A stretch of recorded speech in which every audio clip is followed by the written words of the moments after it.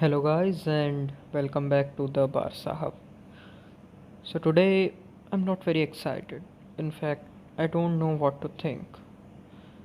There have been so many things in the past, so many bad things in the recent times with Barcelona. In the past 2 to 3 years, we lost to Roma, we lost to Liverpool, then we lost to Bayern Munich, and then when Koeman came in, we all had hopes, at least I had hopes that he would do something good. He would he would play young players, as he told so in January. He told that he would always prefer a 22-year-old over a 30-year-old if they show the same level of performance. But talking is different and implementing that is very, very different. And that is what has happened with Barcelona in last 1 or 2 days. So a report broke out yesterday that Ricky Puig will not be in Koeman's plans. Now, first of all, I thought that it must be fake because Ricky is such a great talent. To see him play is literally a blessing. He just moves around so swiftly. He's like moving on water or something like that. I don't know how to phrase it, but he's exceptional. The small moves he does, he always reminds me of Iniesta. So I'm not comparing him to Iniesta obviously, but he does remind me of Iniesta. He has a lot of potential. He can improve. Obviously, a player can always improve. He's just 21 now. We all love him. All the Barcelona fans everywhere in this world love him. But I don't know what even to say about this disastrous decision. So after yesterday's match, in Koeman's interview, he said that we have a stacked midfield or something like that. I don't have enough space for Ricky Puig. Man, who the heck do you have in your team? Frankie De Jong, okay, he's exceptional. I love him. But one place is still left for Pjanic, who has been out of form from last 2 to 3 seasons. Okay, I will give him chance. We should give him a chance. But he's 30 and he hasn't proved himself yet in Barcelona. Who do you have? Sergio Busquets? I know he's a legend. He's a great, great player, but he loses the ball every single time. Every single time he loses the ball. Plus, he's not fast. So he's not even able to recover. He's 31 now. We need to think about the future now. And Ricky Puig is the future. How hard is it to understand that? I have just started seeing him from past season when he debuted under Quique Setien. I didn't saw him in the B team, but I very well saw him, and then I searched for his videos and I was absolutely amazed to see again a player like Iniesta, Xavi, you know, the, the players that contain the Barca DNA. I was so happy to see that, and I was like, the one who thinks that he's not fit in the team, in the Barca team, must be crazy. And I think of Koeman the same. What the heck are you doing, Koeman? I had so much hopes. I thought you would change the defense. Nah, the same backline is playing. Even Semedo has gone. Semedo is gone. What is the use? Roberto, a midfielder, is playing as a right back. He's not even able to give a single cross. You tell me how many crosses has he given in the past 2 seasons? He played under Valverde as a right back, but What did he do special there? What did he do? How many crosses is he able to do? How many assists does he have? Okay, I know that no one can replace Danny Alves, but Samedo at least was fast. You know, he was at least good defensively. Okay, he was not able to give crosses, but in recent times we saw that he was improving. His dribbling skills were improving, especially after the lockdown, especially after the break. He started to, you know, show some, show some good signs. But here we are, selling him. Wow, selling him to Wolves. And who are we bringing in as a right back? Because we have to sign someone. Because we just can't go a season without a right back, without a proper right back. So the news reports tell that Serginho Dest would be coming. Serginho Dest is a good player. He's from Ajax. Ajax always has great players. But have you ever tried to compare Serginho, whatever his name is, I don't care, Serginho Dest with Samedo? Samedo was at least good defensively. Okay, many people would say that he was not that good against Bayern, we know that. But they had Alphonso Davies and Kingsley Coman attacking from the same side. And we know that Messi doesn't like to track back. Obviously, because of his age, and it is understandable. He does whatever he can, and he does it the best. But the point here is Semedo is a good defensive right back. Now, talking about Dest, he's an attacking right back. Okay, we need attacking right back right now because we don't have anyone except Jordi Alba to give those crosses, and Jordi Alba is aging, is slowing down. So we need to sign someone really good. And you know who really good is? It is Emerson. Emerson is really, really good. I just can't understand why don't we sign him. There's absolutely no reason for that. He would just cost around 20 million or so. But we are willing to pay 30 million for Memphis Depay, whom we don't fucking need. But we can't pay 20 million for Emerson. Our defensive line is shitty. It may sound offensive to some, but it is shitty. It is very, very shitty. And with Ter Stegen gone, whom are you kidding? In all the big clubs, I think Barca with Man United have the worst back line. PK is slow.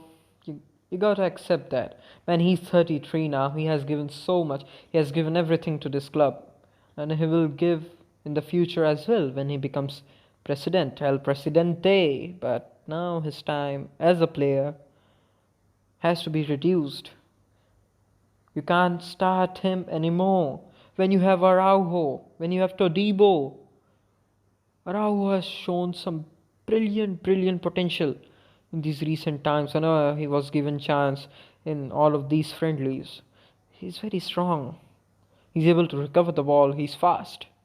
What else do you need from a centre back? Yeah, obviously he needs to work on his dribbling skills or whatever, passing and something like that. But nah, I think he's a very good player. And with him and Longley, I think we can create a pretty decent back line. Now moving on to the left back. Jordi Alba is great. I know that. He's running all over the match, all over the pitch. You know, whole 90 minutes, just running up and down, up and down, up and down. He's giving some important crosses. And in yesterday's match, he gave the cross to a short cross, or to Griezmann, and Griezmann scored. So he had one assist. But we need someone. We need someone for the future. Junior Firpo, I don't think is capable of doing that to replace Jordi Alba after so many years. We need Grimaldo. Grimaldo is great. He's so good. We need to sign him ASAP. We need to sign many players, and the players who are cheap, who are affordable, and who are actually good, who actually fit in the Barca team. We need to get rid of PK, Busquets, and Roberto. As obviously Suarez. As harsh as it may sound, but we just can't carry on with them. We just can't rely on them. Roberto can be good in the midfield, but if we don't have space for Ricky, Roberto, forget it. And talking about PK Busquets, nah, they are too old now. You gotta accept that. We need to bring in someone like Todibo. No. Araujo, yeah, Araujo. We can bring back Araujo. Araujo is good. Araujo is very, very good. Yeah. So, if we can get rid of all these players, there are 2 to 3 benefits. Number one benefit is that our team will have a fresh wind to it. It would have a freshness to it, because all the players coming in haven't won La Ligas, haven't won Champions League 4 times. So those players would have a hunger to play, So we need to bring young players, number one, to have that hunger in a team. Number two, so that our wage bill decreases. A report came this morning that FIFA has banned Barca from buying any player until we sell one, and that is why we are waiting to sell players like Semedo, Suarez, Vidal. Vidal and Semedo will be sold. I'm pretty sure about that. The Suarez's situation is not quite, predictable now. So the point is the wage bills are too high. The wage bills are way, way too high, But I don't think anything can happen under this board anymore. I was so wrong. I was so wrong when I believed in Koeman. Okay, I know that it is too early to judge him. He might have a plan. But you still got to think about young players, man. I'm literally feeling very, very bad for Ricky Puig right now. Seeing him yesterday on the bench, yeah, not on the bench, but in the stadium and just watching the match. Yeah, it was so bad. It was literally so bad to see him like that. And yeah, report also came that Koeman has made his blacklist, and in that blacklist, Alenia is also there. So you are not keeping Alenia. Vidal is going. Okay, that's good, but Alenia is going out on loan, I guess.